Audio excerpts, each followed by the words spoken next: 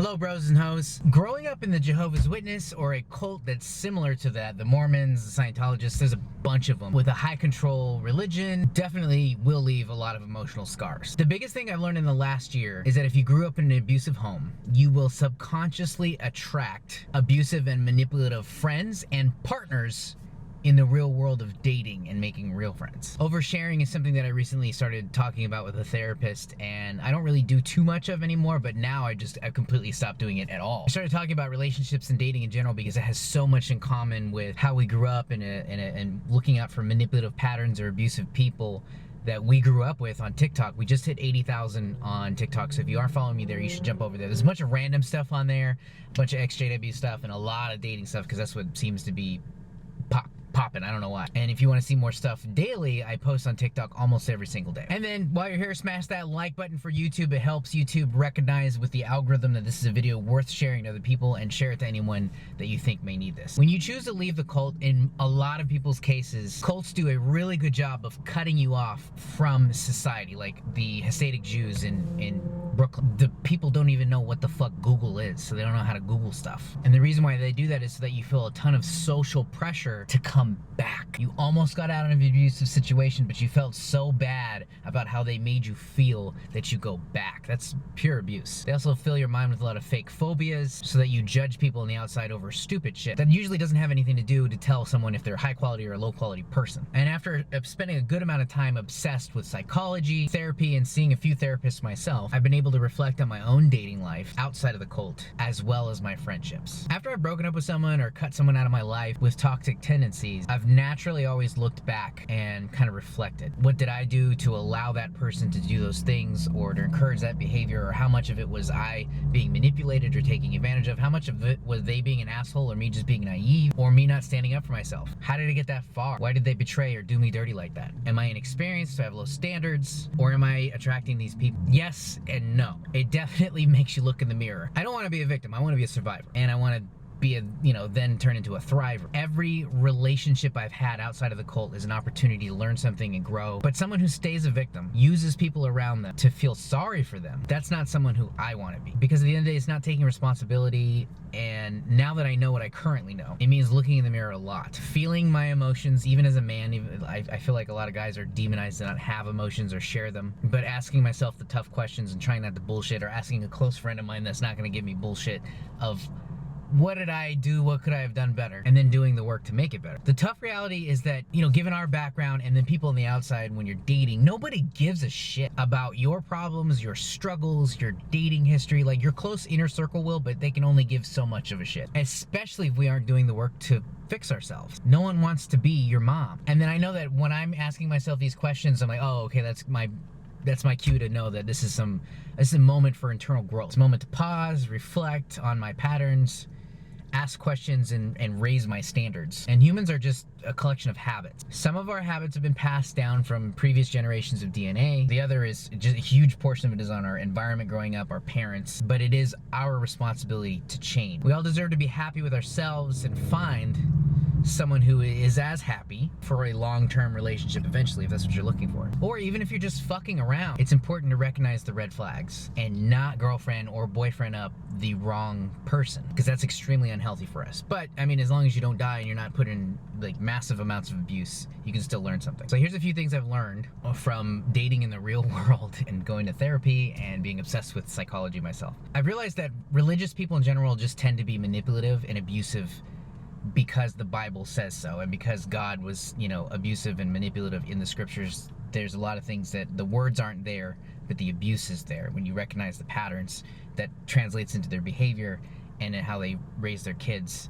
and how they treat their relationships. It makes dating harder for me personally, because I'm a person of color who doesn't believe in that book written by a white man. Finding an ethnic girl who doesn't believe in the Bible is like finding a needle in a fucking haystack. The second thing I've learned is that no one really cares about your struggle, especially if you're a man. I can feel this, like, being a man and getting rid of the toxic masculinity, but learning the positive masculinity and being like a manly man, but in the right way, is super demonized in the society right now. Just being born with a dick, it feels like awful. It feels like everyone hates you. They say that your mom and your dog are the only ones, if you're a man, those two are the only ones that will ever show you unconditional love. And with my mom being a JW who won't even speak to me, I don't even have a dog right now, so I'm probably going to be getting a dog at some point. And I think what that actually means is that you need therapy to work through a lot of your emotions and let go of certain things to a certain extent and put your past in its place and understand what happened and why you feel the way you feel. Because no one wants to feel like they have to fix you in a relationship. And if you feel broken, or if you're in complete denial that you're fine, I can guarantee you there's probably some childhood trauma in there. Everyone has trauma. Everyone needs someone to speak to. Being there with you as you work on your problems, that could be different. And I think most of the fixing needs to be done while someone's single and not while they're in a LTR, a long-term relationship. It's okay to date in the short term though, but be honest with yourself. And the other person, you can always say, hey, I'm not looking for something serious. Depends on where you're at with that person. Get your mind right. That's the third thing I've learned. Cult survivors need a ton of therapy, and with the right therapist. Therapy is very expensive, so you don't want to spend money on someone who you just don't vibe with or someone who just assumes certain things. Having a healthy mind and clarity on yourself means that you'll have a higher chance of attracting higher quality people through that filter into your life that will be in your inner circle or that you'll date. And while you're making friends, the same rules are almost identical that apply there. Are you always there for them, but they're not there for you? This is the fourth thing. Do they treat their friends and parents and those that they're dating like shit for no reason? Because they're probably going to do the same to you, and you are what you hang out with. Recently, I've had to cut out friends that I didn't even realize complete selfish assholes until they started dating someone and then treating me like shit, or they got a new friend group, or you'll start noticing these things in your life. And then oftentimes these people aren't doing anything with their lives either. They're not striving to be better. They're not chasing their dreams or trying to find themselves. They're usually in a box pointing at everyone else, and the common denominator is them, so everyone else is the problem but them. Obviously, you can try to ask them if something was wrong and find out what you did or what you could have worked out on, but if they don't have a good answer for why they treated you the way they did, it's time to cut them and let them go.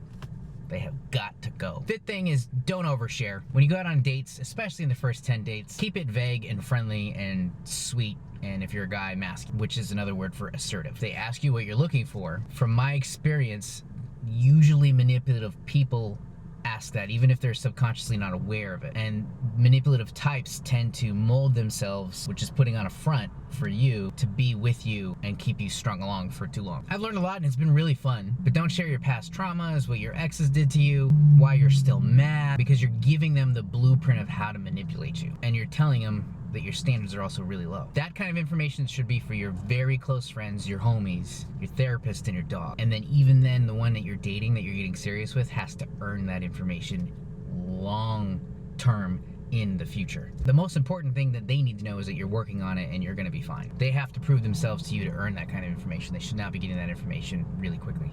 The sixth thing is that low quality people are a result of low quality parents, which means the majority of the world. So there's a reason for you to become a higher quality person, to find a high quality person to date and have high quality friends, because it'll make your life better as well as less drama filled. Till then, while you're dating, just don't boyfriend and girlfriend up any toxic people, especially on TikTok. You should go check out the videos where I talk about red flags and shit tests.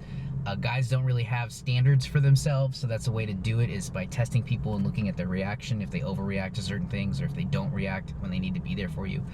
There's usually like little red flags to pay attention to, and you can really see if this person is healthy for you to be around or not. If you'd like for me to make a video how to spot red flags and shit tests here on YouTube, where to meet high quality friends and people, or how to date girls or how to approach girls, because guys aren't taught how to do that either, and that's the reason why it comes off creepy most of the time, is because we aren't taught. Make sure to smash that like button and leave a comment down below. Follow me on Instagram if you haven't already, and TikTok. I post on those platforms more than I do on YouTube, although I'm trying to come back to YouTube strong this year. Also, do you like this band? It says EXJW on the front and Freedom is Worth It on the back. It's available in the link in the description on my website, especially if you're a proud EXJW. It ships in like a poly bag that's like a dark gray, and there's no information on it besides like your name and address. There's nothing that says Cameron Fader or ex-Jehovah's Witness until you open it. On the inside, it's this little thank you sticker. Until then, thank you for supporting the channel. I'm thinking about, I get loads of DMs and emails and TikTok messages and direct messages of people asking like, hey, do you have time to talk on the phone? Do you have time for a video chat? Like, I don't, because I have two businesses that I run, and I'm extremely busy, and I'm like trying to date and get back in shape and all this shit. But if I'm able to monetize that on YouTube, like maybe try Patreon again. I tried it before and it failed. I'm not exactly sure why. I need your help on how to make this better, because if I'm earning more than $20 a year from putting my whole life on blast on YouTube, I think there's a way that I can make the time, even though I'm not a licensed therapist, to at least talk to people and understand them. I've got a lot of guys and a lot of girls asking to talk, and I can't keep up with all the messages. But if there's a way to do that on Patreon, or maybe do live streams where people can like pay a few dollars to ask a question. I've been thinking about this, like, how do I make this kind of like how Lloyd Evans does it? How do I make this profitable so I can do this more seriously? Because I love making YouTube videos. It's hard to do it and pay the bills at the same time. So I want to figure a way out. If you have any ideas, leave them down below or direct message me, because I want to make this work. Until next time, brothers and sisters, if you find this video helpful or know someone that it can help out, send it their way. Until then, I will see you in the next video. It's hot. Turn off the air for this video. Trader Joe's after this.